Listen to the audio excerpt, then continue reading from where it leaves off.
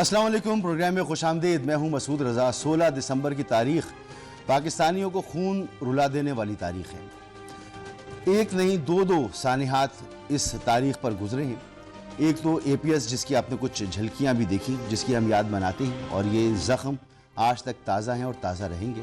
ایک اور زخم ہے جو نہیں مندمل ہوتا، رستہ رہتا ہے، اس کے نشانات موجود ہیں، اور وہ ہے سقوط ڈھاکہ کا زخم۔ 1971 میں سقوط ڈھاکہ آج ہی کے دن کو ہوا، اور 16 دسمبر 2014 اے پی ایس کا واقعہ ہوا، جس میں 122 معصوم بچوں کو بربریت اور درندگی کا نشانہ بنایا گیا، اور مجموعی طور پر 147 افراد کو شہید کیا گیا۔ 6 دہشت گرد تھے یہ جنہوں نے یہ حملہ کیا تھا۔ پاکستان کی تاریخ کے جو اتار چڑھاؤ ہیں، وہ ہمیں ایسا لگتا ہے کہ تاریخ اپنے آپ کو ریپیٹ کرتی رہتی ہے، ہم دائروں کا سفر کرتے رہتے ہیں۔ اب 16 دسمبر 1971 کی اگر بات کریں تو یہ سقوط ڈھاکہ ایک دم سے نہیں ہو گیا تھا، اس کے پیچھے بہت سے عوامل تھے، اور سب سے بڑا جو واقعہ تھا جو ٹریگر کیا وہ تھا 1970 کا الیکشن، جس کے نتائج کو تسلیم نہیں کیا گیا، اور اکثریت تھی مجیب الرحمان کی عوامی لیگ کی، اس کے نتائج کو تسلیم نہیں کیا گیا۔ اس طرف بھٹو صاحب تھے جو بڑے لیڈر تھے مغربی پاکستان میں، اور وہ تاریخ کے اس طرف کھڑے تھے، وہ تاریخ کے اس طرف کھڑا تھا۔ نہ اس نے تاریخ کے ساتھ وفا کی، پاکستان کے ساتھ وفا کی، اور نہ ہی دیکھا جائے تو یہاں پر ہمیں وفا ہوتی نظر آئی۔ دونوں طرف کی بے وفائیوں کا نتیجہ یہ نکلا کہ ہم دو لخت ہو گئے۔ 1971 کا الیکشن ایک شفاف الیکشن کہا جاتا ہے، لیکن اس کے نتائج کو تسلیم نہیں کیا گیا تھا، اور پھر ہمارا ازلی دشمن بھارت، اس کو وہاں موقع ملا اور اس نے کاری ضرب لگائی، ہماری پیٹھ پہ چھرا گھوپا اور ہمارے دو حصے کر دیا، ہمارا ایک بازو ہم سے علیحدہ کر دیا، اور یہ زخم نہیں بھرے گا۔ جب بھی 16 دسمبر آئے گی ہم اس زخم کو یاد کرتے رہیں گے اور کر رہے ہیں۔ لیکن کیا تاریخ سے ہم کچھ سیکھ رہے ہیں؟ کیا اب ہم وہ غلطیاں نہیں کر رہے جو ہم نے ماضی میں کی تھیں؟ ٹھیک ہے، پاکستان بہت مستحکم ہے، الحمدللہ، ماشاءاللہ، پاکستان کی طرف کوئی میلی آنکھ اٹھا کے نہیں دے سکتا، ہم نے اپنے دفاع کو بڑا مضبوط کیا ہے، لیکن اندرونی جو چیلنجز ہیں ان کے بارے میں ہمارا کیا خیال ہے؟ ہم نے ترقی کی ہے تو کیا ہم نے اپنے سماج میں بھی ترقی کی ہے، اپنی سیاسیات میں بھی ترقی کی ہے، اپنی اقدار میں بھی ترقی کی ہے، یا نہیں کی؟ ہم کہاں کھڑے ہیں؟ آج کے حوالے سے بھی اس تناظر میں بات کریں گے۔ اور 16 دسمبر 2024 ذکر تو میں نے کیا، آپ نے جھلکیاں بھی دیکھیں، یہاں پر بھی دیکھیں تو ہمارا ازلی دشمن بھارت جو آج فتنۃ الخوارج اور فتنۃ الہندوستان کو سپورٹ کر رہا ہے، یہی تحریک طالبان کا لدم تحریک طالبان کے ہی تو لوگ تھے، افغانستان سے ہی آئے تھے یہ دہشت گرد، جنہوں نے ہمارے اوپر یہ بدترین حملہ کیا جس کو ہم کبھی نہیں بھولیں گے۔ ہمارے معصوم سے بچوں کو جس بے دردی سے شہید کیا گیا، تو اس میں بھی بھارت ملوث تھا، اس میں بھی بھارت ملوث تھا، اور آج ہم جن حالات سے گزر رہے ہیں اس وقت بھی ہمارا یہ ازلی دشمن جو اب میدان میں تو ہمارا مقابلہ نہیں کر سکتا۔ آج رپورٹ آئی ہے کی ایرو کی، یہ میگزین ہے جو کہ برطانیہ سے جاری ہوتا ہے، اور اس نے تو اب رافال جو گرائے تھے ہم نے بھارت کے، ان کے سیریل نمبرز جاری کر دیے ہیں، اور ان تمام جہازوں کے اس نے S-400 کی تباہی کا بھی ذکر کر دیا ہے، اس نے تصدیق کی ہے شواہد کے ساتھ۔ اب مودی کا منہ بند رہے گا، لیکن منہ بند ہے تو اس کا یہ مطلب نہیں کہ ہماری پیٹھ پر حملے نہیں ہوں گے، حملے بھی ہمارے اوپر جاری ہیں، اور ان حملوں سے بھی ہمیں بچنا ہے، اور یہ بھی دیکھنا ہے کہ تاریخ سے ہم نے کیا سیکھا ہے۔ ایک اور جو آج کی اہم خبر ہے جس پر ہم بات کرنا چاہیں گے، سہیل آفریدی صاحب جو ہیں خیبر پختونخوا کے وزیر اعلیٰ، ان کے خلاف ایک کے 2 مقدمات میں اب اشتہاری قرار دینے کی کارروائی شروع کر دی گئی ہے۔ اس سے پہلے سہیل آفریدی صاحب جنہوں نے کوہاٹ میں جلسہ کیا اور انہوں نے عمران خان کے کسی پیغام کا بھی ذکر کیا، تو ذرا ان کی گفتگو سن لیں کہ وہ کس لب و لہجے میں اس وقت گفتگو کر رہے ہیں، اور یہ جو آج کا ٹمپریچر ہے، ماضی کے میزان میں ذرا اس کو رکھ کے دیکھیں کہ کیا ہم ماضی سے مختلف ہیں، ہم مختلف سمت میں جا رہے ہیں، یا ہماری سمت وہی ہے، جو غلطیاں ہم دہرا چکے ہیں وہی غلطیاں دہرانے جا رہے ہیں۔ تو اب ہمیں اپنے بیرونی دشمن سے بس یہی خطرہ ہے کہ اس سے ہمیں ذرا اس پر نظریں رکھنی ہیں، اور اس کی سازشوں کو ہم ناکام بناتے چلے جائیں گے۔ اور یہ جو لڑائی تھی جو 52 منٹ جاری رہی، اور اس میں جو ٹرمپ صاحب نے پہلے مودی صاحب کا حشر کیا ہے، اس کے بعد اب یہ انٹرنیشنل میگزینز جو بڑے پائے کی میگزینز ہیں یہ جو حشر کر رہے ہیں، یہ ذرا سا میں ڈیٹیل بتا دوں پھر مہمانوں کی طرف چلتا ہوں۔ اس رپورٹ میں بتایا گیا کہ جو رافیل طیارے تباہ کیے گئے ان کے جو نمبرز ہیں 001 PS 012 BS 022 BS 024 یہ رافال کے نمبر ہیں جو گرائے پاکستان نے، اور انڈیا اس کے حوالے سے کوئی تصویری ثبوت پیش نہیں کر سکا۔ اس کے علاوہ اور جو ایک ان کا تقریباً اس کو ہم لڑاکا جہاز ہی کہیں گے، ان آرمڈ انمینڈ پلین جسے ڈرون کہتے ہیں، وہ گرایا گیا، اس کا ذکر ہوا، اور یہ بھی بتایا گیا کہ 10 مئی کو JF-17C بلاک 3 نے ادھم پور میں دفاعی نظام S-400 کو تباہ کیا۔ پاکستانی فضائیہ نے برنالہ میں بھارتی کمانڈ اینڈ کنٹرول سسٹم کو تباہ کیا، اور رپورٹ نے یہ بھی بتایا کہ سائبر یونٹس نے بھارت کی تقریباً 96% سوشل نیٹ ورکس ڈیجیٹل نظام کو مفلوج کیا، اور پہلی بار کسی فضائیہ نے سائبر اور روایتی عسکری اقدامات یکجا کر کے کارروائی کی۔ تو ہم بہت مضبوط ہیں الحمدللہ، لیکن اندرونی مسائل جو ہیں ان پر ذرا بات کریں گے۔ راجہ ہمارے ساتھ موجود ہیں، قمر الاسلام راجہ صاحب، رہنمائے پاکستان مسلم لیگ۔ سر بہت بہت شکریہ آپ کا۔ فیصل چودھری صاحب بھی ہمارے ساتھ موجود ہوں گے، اور تیمور تالپور صاحب بھی ہمارے ساتھ موجود ہوں گے۔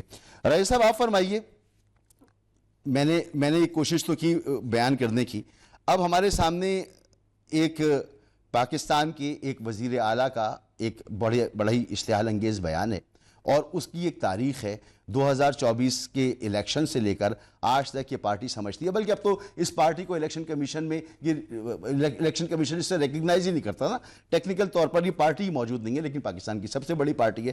اب یہ نظام ہے، آپ حکومت ہیں، آپ کا بڑا پن ہونا چاہیے اس معاملے کو سنبھالنے کے لیے، لیکن صورتحال دن بدن بد سے بدتر ہوتی چلی جا رہی ہے۔ دھمکیاں ومکیاں اپنی جگہ، کہ خدا نہ خواستہ ایسا نہ ہو کہ ہم اپنے ہی کوئی بڑا نقصان پھر کر بیٹھیں۔ کیا لگتا ہے آپ کو، ٹمپریچر نیچے جانا چاہیے؟ جی بالکل جانا چاہیے، لیکن یہ جو جملہ ہے کہ دھمکیاں ومکیاں اپنی جگہ، یہ بالکل اپنی جگہ نہیں ہے، یہ بڑی قابل اعتراض بات ہے۔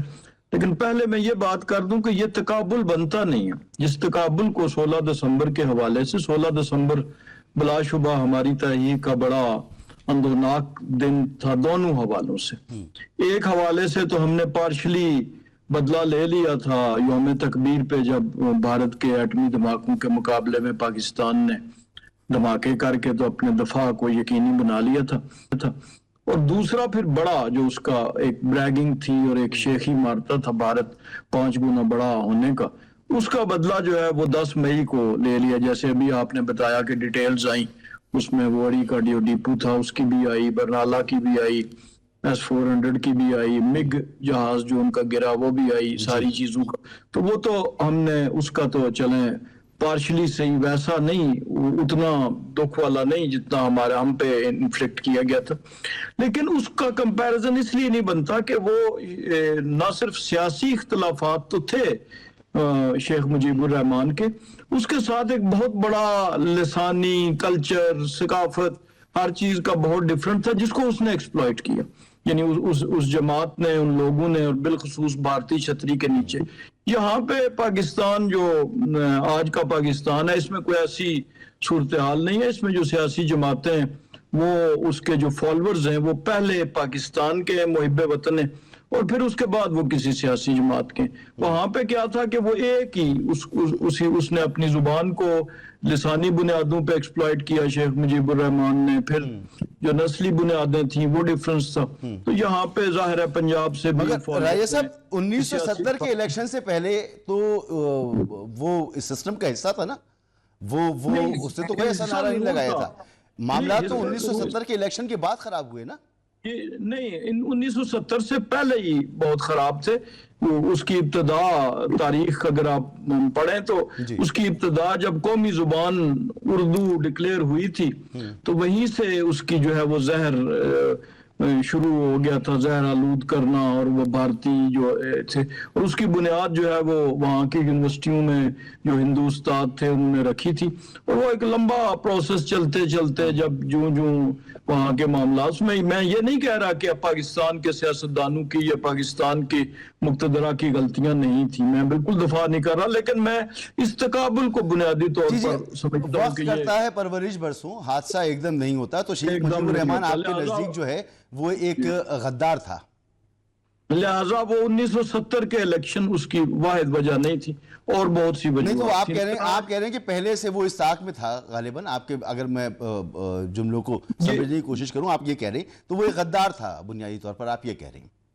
میں یہ کہہ رہا ہوں کہ اس وقت بھارت کے زیر اثر آ کے تو ان لوگوں نے غداری کا راستہ اختیار کیا، کوئی پیدائشی غدار پیدا نہیں ہوتا، نہ میں اس کا حامی ہوں۔ ٹھیک ہے، غداری کی نا اس نے، آپ یہ کہہ رہے ہیں نا؟ پہلے کہا چونکہ ہم نے حقائق کو درست رکھنا ہے، جی۔ میں اپنے سیاسی تعصب سے بالا تر ہو کے ظاہر بات کروں گا، تو اس میں یہ ہوا کہ ہم سے غلطیاں ضرور ہوئی اور ہمیں اس غلطیوں سے سبق سیکھنا چاہیے، یہ بالکل میں آپ سے اتفاق کرتا ہوں۔ اب یہاں پہ آج کے جو حالات ہیں یہ بہت ڈیفرنٹ اس لیے ہیں کہ یہاں پہ آپ دیکھیں کہ یہ جو زبان جس قسم کی استعمال ہوتی ہے، بات ملاقات کی ہوئی، اس وقت بھی میرے علاقے میں، میرے حلقے میں، میرا یہ حلقہ بھی ہے چونکہ، تو یہاں پہ سڑکیں بند ہیں، راستہ بند ہے، وہ 200-400 لوگ جو ہیں وہ سڑک پہ انہوں نے راستہ بند کیا ہوا ہے، اور لوگ جو ہیں وہ لاکھوں کی آبادی جو پرلی طرف ہے وہ ہفتے میں 2 دن ہوسٹیج ہو جاتے ہیں۔ تو یہ ہمیں ان چیزوں کا بھی دیکھنا چاہیے، اور میں اس سے پہلے بھی مطالبہ کر چکا ہوں کہ یا جیل کہیں اور لے جائیں یا جیل کا قیدی کہیں لے جائیں تاکہ لوگوں کی کم از کم جو ہے جان چلیں، وہ تو ایک پلان بھی موجود ہے نا مبینہ، ایک پلان بھی موجود ہے، تو وہ ٹھیک ہے۔ فیصل چودھری صاحب، کوئی تقابل نہیں ہے جی تاریخ کے ساتھ آج کے حالات کا، اور میں کرنے والا آپ لوگ بہتر سمجھتے ہیں، لیڈر ہیں آپ لوگ، سیاسی رہنمائی کرتے ہیں، تو آپ لوگوں کو بہتر سمجھنا چاہیے۔ تو بہرحال یہ جو ٹمپریچر بڑھتا چلا جا رہا ہے، اب یہ دیکھیں نا ہاسٹیج بنایا ہوا ہے لاکھوں کی آبادی کو، جیسے رائے صاحب کہہ رہے ہیں، تو یہ ہاسٹیج بنانا ختم کر دیا جائے تو شاید حکومت سے بات چیت آپ کی ہو جائے۔ مجھے تو یہ لگا بات چیت کر کے کہ شاید اسی طرح سے کوئی راستہ نکلے گا۔ کوئی راستہ ہے سر آگے بڑھنے کا؟ تیمور تالپور صاحب، سر آپ فرمائیے، سقوط ڈھاکہ کا بھی ہم نے ذکر کیا اور آج کے حالات کا بھی ذکر کیا، آپ کے نزدیک بھی کوئی کمپیریزن نہیں ہے؟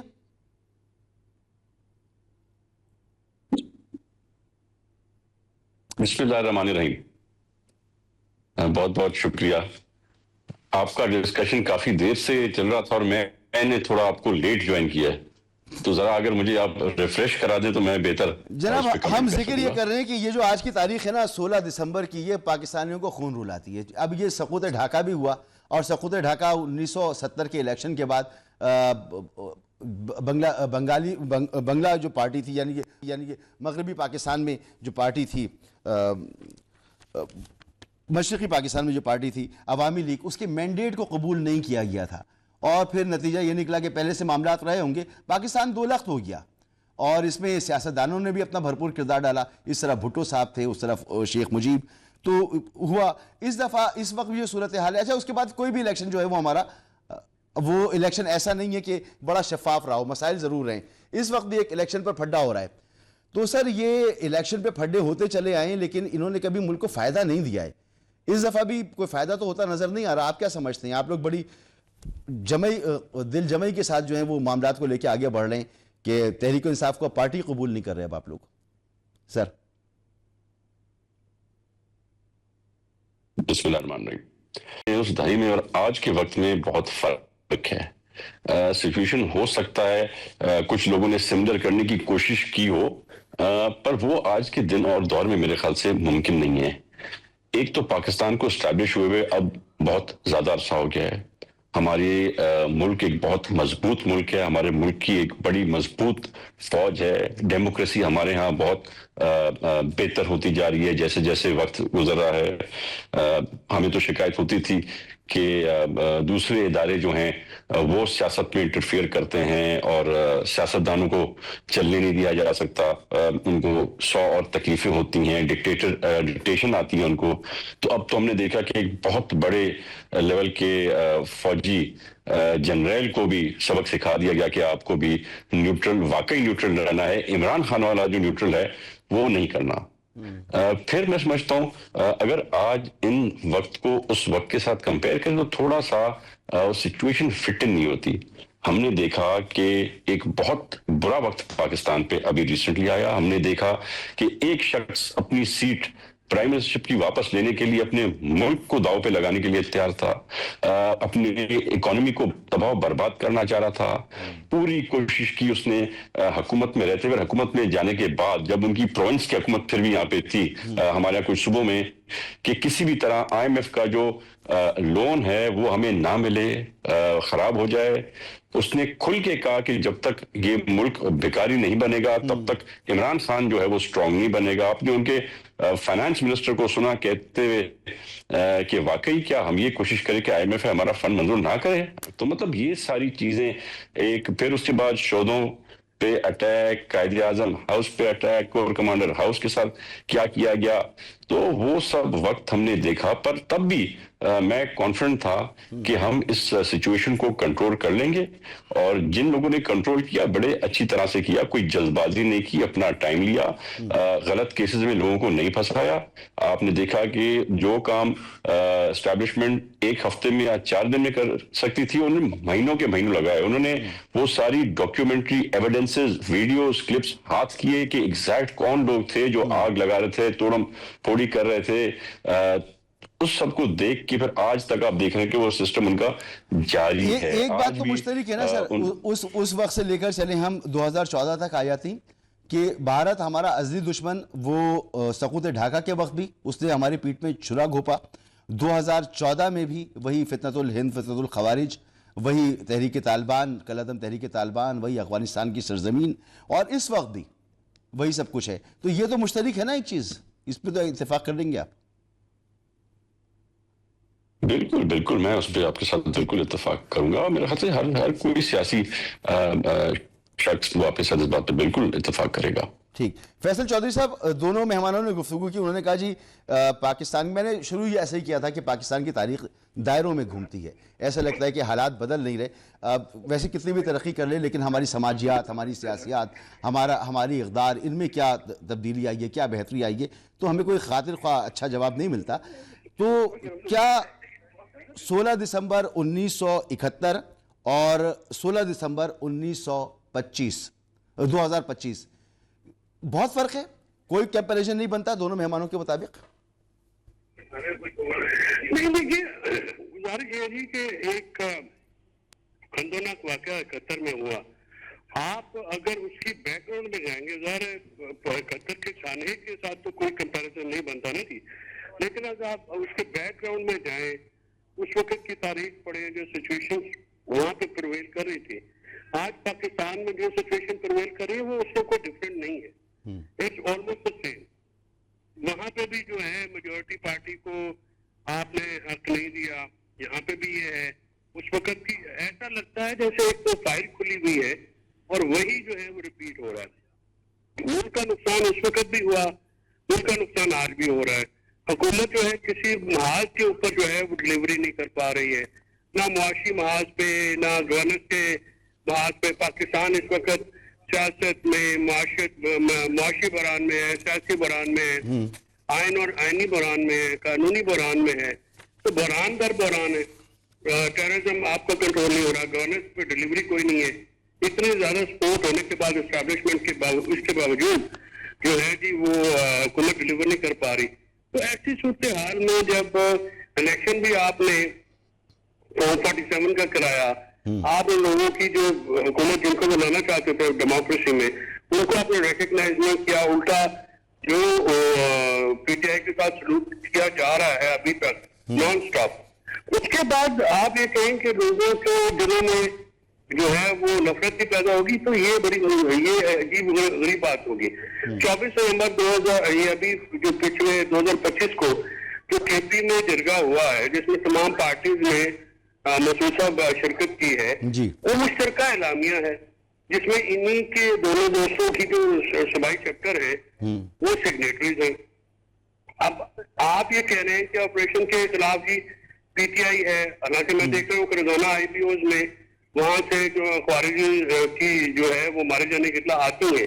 तो इशू ये सर ये है कि आप इस चीज को एक ब्रॉडर कंसेंसस, नेशनल कंसेंसस नहीं हो रहा। इकट्ठा हमने सीखा क्या है आज तक? मुझे तो नहीं लगता कि हमने कुछ सीखा है, ना हमारे सियासतदानों ने सीखा, ना हमारे एस्टैब्लिशमेंट ने सीखा, ना हमारी ब्यूरोक्रेसी ने सीखा, ना हमारे मीडिया ने सीखा। تو یہ چیزیں جو ہیں یہ قابل غور ہیں. اور ہماری سیاسی جماعتوں نے بھی سر اوور آل ہماری سیاسی جماعتوں نے بھی نہیں سیکھا. اگر میں کمپیریزن کروں سر, کچھ بھی نہیں سیکھا. میں آپ لوگ بہتر بتائیں گے. اس وقت بھی الیکشن مسئلہ تھا, اس وقت بھی انڈیا کی مداخلت تھی, اس وقت بھی دھمکیوں اور دوز دھمکیوں کا ماحول تھا. میں نے ابھی تھوڑی دیر پہلے سہیل آفریدی صاحب کی گفتگو سنائی, اگر آپ نے سن لی ہو تو ٹھیک ہے, ورنہ میں دوبارہ سنا دوں آپ کو. دیکھیے سہیل آفریدی کی جو گفتگو ہے وہ تو ایک جلسے میں تقریر ہے نا. میں اگر وہ ریپیٹ کروں خواجہ آصف کے, نواز شریف صاحب کے, حسن اقبال کے, ایون جاوید لطیف کے بیانات کہ اس نے کہا کہ اگر مریم کو کچھ ہوا تو پاکستان میں کھپے, ایسی باتیں تو بہت ہوئی ہیں. لیکن ان باتوں سے آپ کو باتوں پہ نہیں, آپ باہر نکلیں نا, ایکشن تو کچھ بھی نہیں ہے.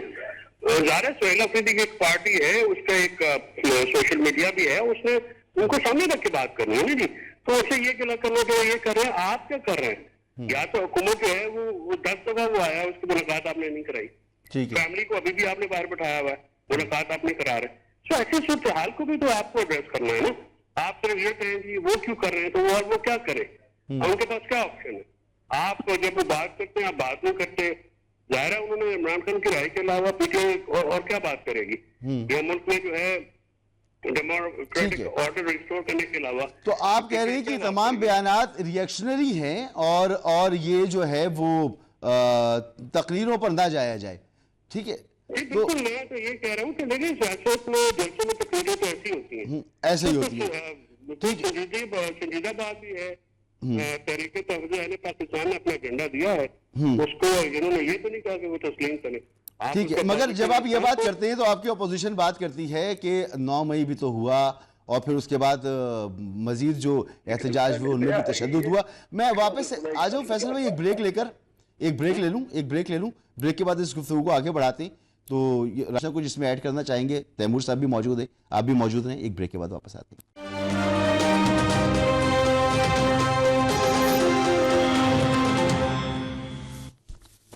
Welcome back. رائے صاحب, آپ نے گفتگو سنی فیصل چودھری صاحب کی بھی, کہہ رہے ہیں کہ حکومت سے کچھ سنبھل ہی نہیں رہا, تو حکومت کے پاس اور کیا ہے کرنے کو سوائے اس کے کہ وہ مخالفین کو دبائے اور نان ایشوز کو جو ہے وہ ایشوز بنائے. اور انہوں نے کہا کہ جی تاریخی حوالوں سے, آپ نے تو کہا کہ جی اردو سے معاملہ شروع ہوا تھا, لیکن مجھے تو یہ لگتا ہے, میں اپنی ایک رائے آپ کے سامنے رکھ رہا ہوں, باقی آپ خود انالائز کر لیجئے گا, اردو سے بہتر کوئی نہ اس وقت کوئی انتخاب تھا پاکستان کے لیے زبان کا, نہ آج ہو سکتا ہے, کیونکہ دنیا کی 4تھی بڑی زبان ہے جو سمجھی جاتی ہے دنیا بھر میں. پاکستان کی تمام ہی زبانیں بڑی خوبصورت ہیں, لیکن یہ کوالٹی اور کسی زبان میں تھی نہیں. تو اور کیا ہوتا, اگر بنگلہ بھی زبان رکھ لی جاتی تو ہم بڑے محدود ہو جاتے. بہرحال تو صرف ایک یہ مسئلہ نہیں تھا, مسئلہ تو یہ ہے کہ سب سے بڑا المیہ تو یہ ہے کہ آج تک ہم وہ سوالات ہی طے نہیں کر سکے کہ یہ واقعہ ہوا کیسے تھا. ہم وقت کے ساتھ ساتھ ان پر اپنے موقف بدلتے چلے جاتے ہیں. بہرحال سر, تو اس وقت جو انہوں نے فیصل چودھری صاحب نے گفتگو کی, ذرا اس کا جواب دیجئے. یہ حکومت نان ایشوز کو ایشوز بنا رہی ہے, ایشوز تو معیشت ہے, دوسری چیزیں. جی بالکل, فیصل صاحب کی بات سے میں اختلاف کی جرت تو بالکل نہیں کر سکتا. وہ صاحب علم بھی ہیں, صاحب تاریخ بھی ہیں, لیکن سوال یہ تو ایک تو بڑا کامن ہمارا المیہ اسے کہہ لیں, یا آپ کہہ لیں کہ ہمارا مزاج ہے, بلکہ ہمارا کیا ہے, دنیا بھر کا سیاسی مزاج ہے. پریزیڈنٹ ٹرمپ بھی آج حکومت میں وہ باتیں نہیں کر رہے جو بائیڈن کے دور میں اپوزیشن میں جب تھے تو کرتے تھے. تو یہ تو ایک پولیٹیکل فینومنا ہے کہ جب بھی کوئی حکومت میں ہوتا ہے تو وہ ظاہر ہے اس نے حکومت کا اینگل دینا ہوتا ہے, اور جب وہی اپوزیشن میں جاتا ہے کسی حکومت سے تو اس کی جو دودھ اور شہد کی نہریں ہوتی ہیں وہ یک مشت جو ہے وہ ان فریکشن آف اے سیکنڈ وہ تبدیل ہو جاتی ہیں. تو یہ تو کامن فینومنا ہے. لیکن جسے وہ نان ایشوز کہہ رہے ہیں وہ بالکل نان ایشوز نہیں ہے. دیکھیں کہ ایک اس وقت پاکستان کو سلامتی کا ایشو ہے, اپنی انٹرنل سیکیورٹی کے ساتھ ساتھ ایکسٹرنل سیکیورٹی بھی. 2 بارڈرز ہمارے جو ہیں وہ شدید خطرات سے دوچار ہیں. انڈیا کی بھی باوجود اس 10 مئی کی ذلت آمیز شکست کے انڈیا نے کوئی بھی ہار نہیں مانی, اور وہ بار بار برملا کہتے پھر رہے ہیں کہ ہم بدلہ لیں گے. پھر ہمارا جو ویسٹرن فرنٹ ہے وہاں پہ بھی آپ دیکھیں کہ دہشت گردی کا وہ فریب جو ہمیشہ سے ہی لاگو رہا، لیکن اب ہندوستانی چھتری کے نیچے وہ اس وقت بڑا فلرش کر رہا ہے، اور اس کے تو ان حالات میں جب ایک صوبائی حکومت جو ہے وہ ہدایات لے رہی ہو ایک ایسی فیصل صاحب کہہ رہے ہیں یہ تقریریں ہیں جلسوں کی، اس کو اتنا سیریس نہ لیں، اس جلسوں میں تو پھر انہوں نے کہا کہ آپ کی قیادت بھی نہ جانے کیا کیا باتیں کرتی رہی ہے۔ نہیں ایسی باتیں نہیں کی، تقریری بھی تھا اور عملی بھی ثبوت دی ہے نا انہوں نے۔ یہ 9 مئی تو کوئی تقریری نہیں تھا نہ تحریری تھا، تو وہ دیکھیں کہ وہ انہی رویوں کے نتیجے میں اس کا آؤٹ کم آیا، اور یہاں پہ بھی ابھی آؤٹ کم آنے میں کوئی کمی ان کی طرف سے نہیں ہے۔ یہ تو حکومت نے جسے یہ کہہ رہے ہیں کہ نان ایشوز کو ایشو بنایا ہوا ہے، یہ حکومت نے اس پہ، چونکہ جب بھی کہا جاتا ہے کہ ملاقات نہیں ہونے دے دی، یہاں پہ یہ نہیں کیا گیا، یہاں پہ رکاوٹ کھڑی کی گئی، اسلام آباد نہیں داخل ہونے دیا گیا، ریڈ زون میں نہیں آنے دیا گیا، تو بنیادی طور پر یہی پریونٹیو میئرز ہیں جنہوں نے بڑے نقصان سے بچایا ہے، ورنہ اس طرف سے کوئی کسر نہیں تھی۔ جب آپ دیکھیں کہ ایک سابق چیف ایگزیکٹو رائفل ہاتھ میں لے کے تو شیشے توڑتے پھر رہے تھے، باڈی لینگویجز جو ہیں وہ کوئی زیادہ فرق نہیں ہے، اور ایک چیف منسٹر ببانگے دول کہہ رہا ہے کہ جی میں آپریشن نہیں ہونے دوں گا، دیکھتے ہیں کس کی جرت ہے، اور مرنے مارنے کی باتیں ہو رہی ہیں۔ پہلے تو چلیں آپ کہہ سکتے تھے کہ مجازی معنی میں وہ عشق عمران میں مرنا چاہتے ہیں، چلیں کسی کے عشق میں کوئی مرنا چاہے تو اس پہ کوئی پابندی نہیں ہے، وہ خودکشی بھی کر سکتا ہے کسی طریقے سے بھی، لیکن اب جو باتیں ہوئی ہیں کفن کی، وصیت کی، اور تباہی اور بربادی کی اور موت کی، اور اس کو لنک کیا گیا ہے کہ جناب ہمیں ہدایت آ گئی ہے۔ اب جب ہدایات بھی اسی قسم کی شعلہ فشانی والی ہوں اور آگے بھی جو ہے وہ مجسم پیٹرول بیٹھا ہوا ہو، تو پھر معاملات جو ہیں وہ بڑے گمبھیر ہو جاتے ہیں۔ لہٰذا یہ نان ایشوز ہرگز نہیں ہے، ملکی سلامتی کے ایشوز نان ایشوز نہیں ہے، ہماری افواج پاکستان کے معاملات جو ہیں وہ نان ایشوز نہیں ہیں، اور بالخصوص بیانیہ جب آپ اڈاپٹ کرتے ہیں ازلی دشمن والا، تو وہ تو بالکل نان ایشوز نہیں ہے۔ کیا جا کے پورے دنیا کے میڈیا میں سے بھارتی میڈیا کا انتخاب کرنا، کیا اس کو نان ایشو قرار دیا جا سکتا ہے؟ اور اس قسم کی لاتعداد چیزیں جو شاید وقت کی کمی قلت کی وجہ سے میں نہ گنوا سکوں، لیکن بہرحال میں نے اس کا کرکس گنوا دیا، اور یہی وہ وجوہات ہیں جن پہ کرکس بھی آپ کا جو ہے وہ ایسا لگتا ہے نا کہ آپ اس وقت حکومت میں، تو کرکس بھی آپ کا جو وہ ون سائیڈڈ، یعنی بڑی بات اس پر ہو۔ تیمور تالپور صاحب، ہم 1971 کا ذکر کر رہے ہیں، 16 دسمبر، پیپلز پارٹی اس وقت بھی ایک بڑی، پیپلز پارٹی تو نہیں، پیپلز پارٹی کی قیادت بانی چیئرمین جو ہیں آپ کے، وہ اس وقت بھی ایک بڑی پیوٹل پوزیشن میں تھے، اور آج بھی پیپلز پارٹی کی بہت اہم پوزیشن ہے۔ آپ سمجھتے ہیں کہ پیپلز پارٹی نے اس وقت آپ کی جو قیادت ہے، بھٹو صاحب، ان کا کردار اس پر بڑی بات ہو سکتی ہے؟ اس وقت پیپلز پارٹی جو کردار ادا کر رہی ہے وہ بڑا مناسب ہے؟ جیل میں سیاستدانوں سے ملاقاتیں نہ ہونا، کیا یہ جسٹیفائی ہوتا ہے آپ کے نزدیک؟ دیکھیے جی، ہماری تو وہ جماعت ہے جس نے جو آج عمران خان کے ساتھ ہو رہا ہے، اس کی جماعت کے ساتھ ہو رہا ہے، اس سے بہت بدتر وقت ہم نے برداشت کیے تھے۔ ہم نے تو کوڑے بھی کھائے میں جیلوں کے ساتھ ساتھ، ان کو تو پتہ نہیں کوڑے کا جو درد ہے وہ کیسا ہوتا ہے اور چیخیں کیسی نکلتی ہیں۔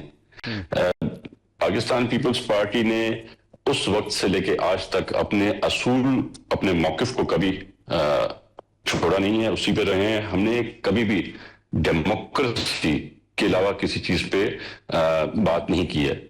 آج بھی ہم اگر بیٹھے ہوئے ہیں، ہمارے پاس آپشنز ہیں حکومت میں آنے کی، حکومت بنانے کی، پر ہم نے کہا نہیں، کیونکہ نون لیگ کی سیٹیں زیادہ ہیں تو ہم ان کا ساتھ دیں گے، اور یہ ساتھ جو ہم دے رہے ہیں یہ اس ملک کی سالمیت کے لیے، اس ملک کی اکنامک سٹیبلٹی کے لیے ہے، اس ملک کو واپس اپنے پیروں پر لانے کے لیے ہے۔ کیا بھی ہو، کیسے بھی ہو، میں 100 نقصان نکال سکتا ہوں، میں 100 برائیاں نکال عمران سکتا ہوں۔ خان سے ملاقات نہ ہونا، یہ آپ اس کو سپورٹ کرتے ہیں؟ آپ کی پارٹی کرتی ہے؟ نہیں جی، اس چیز کو ہم کبھی سپورٹ کر نہیں سکتے، کیونکہ ہم خود ڈیموکریٹک لوگ ہیں۔ ہم جیلوں میں جاتے رہتے ہیں اور جانے کی تیاری رکھتے ہیں۔ ہم نے کبھی جیلوں سے گھبرائے نہیں ہیں۔ جب بھی کوئی بات آئی ہے تو ہم نے سچ اور حق کے ساتھ دیا ہے، ہم نے جیلیں دیکھی بھی ہیں.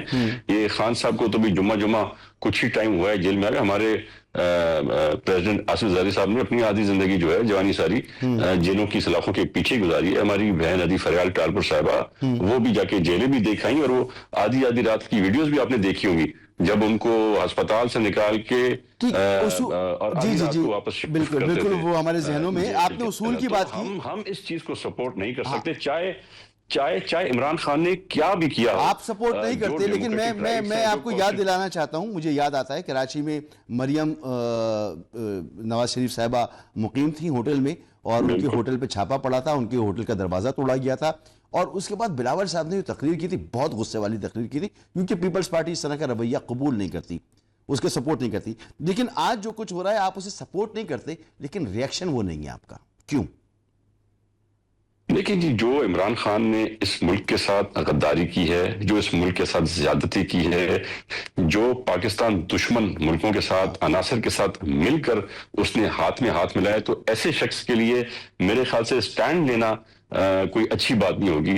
جو میرے ملک کا دشمن, اگر آپ غدار مانتے ہیں تو جو ہو رہا ہے ٹھیک ہو رہا ہے نا. پھر غداری کی سزا تو موت ہے نا سر, غداری کی سزا تو جی ہم تو نہ کہہ رہے ہیں, ہم تو نہ کہہ رہے ہیں کہ صحیح ہو رہا ہے, نہ کہہ رہے ہیں غلط ہو رہا ہے. ہم کہہ رہے ہیں جو بھی یہی تو جاننا چاہ رہا ہوں, کھڑے کہاں ہیں آپ, سپورٹ کرتے ہیں, صحیح ہے غلط ہے. ہم سچ اور حق کے ساتھ کھڑے ہیں, ہم اصول کے موقف سے نہیں ہٹ رہے, پر ہم کسی ایسے شخص کو سپورٹ بھی نہیں کر سکتے, اس کے لیے سٹینڈ نہیں لے سکتے. فیصل چودھری صاحب کچھ سمجھ میں آ رہا ہے؟ 2-3 باتیں ہو گئی ہیں, میں سمجھ نہیں پا رہا, آپ کو سمجھ میں آ رہا ہے؟ یہ بات یہ ہے کہ ایک تو مسعود بھائی جی, یہ پیپلز پارٹی اور نون لیگ کو اگر آپ 2 پارٹیاں گردانتے ہیں آج کل, تو یہ تو آپ کی ذاتی ہے, یہ تو اتحادی حکومت ہے نا. ہم تو اچک زئی صاحب کو اور آپ کو بھی 2 الگ پارٹی گرداتے ہیں سر. میں وہی کہہ رہا ہوں کہ یہ تو اس طرح سے ہے نا کہ وہ جو ہے وہ یہ ایک دوسرے کی سپورٹ کے لیے. اب تیمور بھائی بات کریں تو یہ ذرا یہ بھی تو بات کریں, طالپور صاحب یہ بھی کہیں کہ زرداری صاحب کو 11 سال اندر کس نے رکھا تھا؟ ہم نے تو نہیں رکھا. بینظیر بھٹو صاحبہ کے ساتھ جو جاتی ہیں ہم نے تو نہیں کی, وہ تو راجہ صاحب نے کی ہیں. آپ اگر 22 سال حکومت رکھتے نا تو آپ 22 سال بھی ہمیں اندر رکھتے. نہیں وہ دیکھیں وہ 11 سال سے نہیں, وہ تو سر تیمور بھائی وہ تو ایک علیحدہ بات ہے. وہ تو چلے آپ کے جو ہے وہ ہے نا فعال, وہ تو ایک علیحدہ بات ہے. لیکن میں جنرل بات یہ کروں کہ ہمارا کوئی لینا دینا نہیں ہے. زرداری صاحب کو مردے اور بنانے والے تو آپ کے ساتھ بیٹھے, جن کے ساتھ آپ بیٹھے ہوئے. تو ہماری تو ان سے تب بھی لڑائی تھی, ہماری تو ان سے اب بھی لڑائی تھی, اب بھی لڑائی ہے. ہم نے تو 88 سے لے کے اب تک جتنے بھی الیکشن ہوئے ماشاءاللہ, ضیاء کے ماشاءاللہ کے بعد نواز شریف صاحب کے اگینسٹ لڑے, آگے بھی جتنے ہوں گے تو ہوپفلی ان کے اگینسٹ ہی لڑیں گے. تو گزارش یہ ہے کہ ہمارے ساتھ نہ آپ نے کم کی نہ کسی اور نے کم کی, اور نہ ہم ایکسپیکٹ کرتے ہیں فیوچر میں کہ ہمارے ساتھ کم کرے گا. تو اور نہ تیمور بھائی آپ لوگ کم کریں گے. فیچرز کیوں رکھا ہوا ہے آپ اس مسئلے میں بہت آگے ہیں. تو سر بات یہ ہے کہ مسعود بھائی جنرل جو اس وقت بات ہو رہی ہے, دیکھیں نہ تو پولیٹیکل نیریٹو ہے, کاؤنٹر نیریٹو ہوتا ہے. Politics is all about narrative. تو حکومت کی کوئی کاؤنٹر نیریٹو نہیں ہے, اور جو اتنی اسٹیبلشمنٹ کی بیکنگ کے باوجود یہ دونوں پارٹیاں حالانکہ بڑی ایکسپیرینس پولیٹیکل پارٹیز ہیں, عمران خان کی بیانیے کا توڑ نہیں ہے ان کے پاس. اور یہی ایک بات ہے جو کہ ان کو خوفزدہ کیے رکھتی ہے. یعنی آج اگر آپ فری اینڈ فیئر الیکشن کرائیں گے تو شاید ان کی ضمانتیں بھی ضبط ہو جائیں گی. اور یہ 8 فروری 2024 کو یہ فیصلہ یہ عوام نے دیا, تب بھی ہو جائیں گی. کیا پنجاب میں ہوا نا سر, ابھی ہوا نا, ابھی تیمور بھائی بتائیں گے آپ کو جو الیکشن ہوئی, بائی الیکشن, اس میں کیا ہوا ہے؟ انتخابات بھی مسعود صاحب جی اس کو ایسا نہیں, ضمانتیں ضبط کرنے والی جو بات کی وہ ضمانتیں بھی تو ضبط ہوئی ہیں. کس کی؟ ان کی تو اب نہیں ہو گئی, کھوسے صاحب کی. ایک بریک کے لیے مجھے کہا جا رہا ہے, ایک بریک لیتے ہیں, بریک کے بعد واپس آتے ہیں.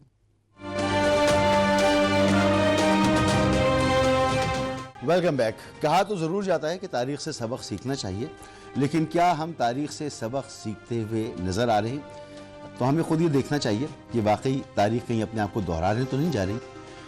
فیصلہ خود کرنا ہے قوم کو بھی اور ان لوگوں کو بھی جو نظام کو چلا رہے ہیں, وہ تمام سیاسی جماعتیں, وہ سیاسی لوگ, کہ कुछ तब्दीली है या नहीं है।